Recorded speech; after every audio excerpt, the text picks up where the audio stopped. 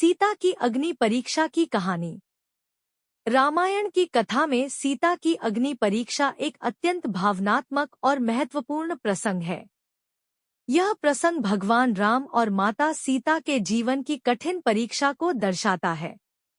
कहानी लंका विजय के बाद, जब भगवान राम ने रावण का वध किया और माता सीता को वापस प्राप्त किया, तब उन्होंने समाज और धर्म के नियमों का पालन करने के लिए एक कठोर निर्णय लिया।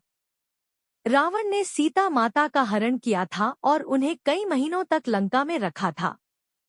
भले ही सीता ने पवित्रता और शील की रक्षा की थी, लेकिन समाज की नजरों में संदेह बना रह सकता था। इसलिए भगवान राम ने सीता माता से कहा, मैं जानता हूँ कि तुम पवित्र हो, परंतु समाज को भी यह प्रमाणित करना होगा। यह सुनकर सीता अत्यंत दुखी हुई, लेकिन उन्होंने खुद को निर्दोष सिद्ध करने के लिए अग्नि परीक्षा देने का निर्णय लिया। अग्नि परीक्षा।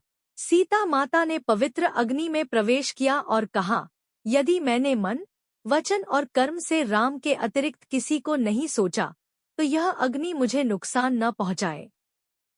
जैसे ही वह अग्नि में प्रवेश करती हैं, अग्निदेव प्रकट होते हैं और माता सीता को सुरक्षित बाहर ले आते हैं। वे कहते हैं, सीता पूर्ण रूप से पवित्र है, अग्नि उनका बाल भी बांका नहीं कर सकती। निष्कर्ष, सीता की अग्नि परीक्षा ने उनकी निष्ठा, शील और धैर्य को सिद्ध किया। यह कहानी केवल एक परीक्षा की नहीं, बल्कि नारी शक्ति, सहनशीलता और सच्चाई की प्रतीक बन गई।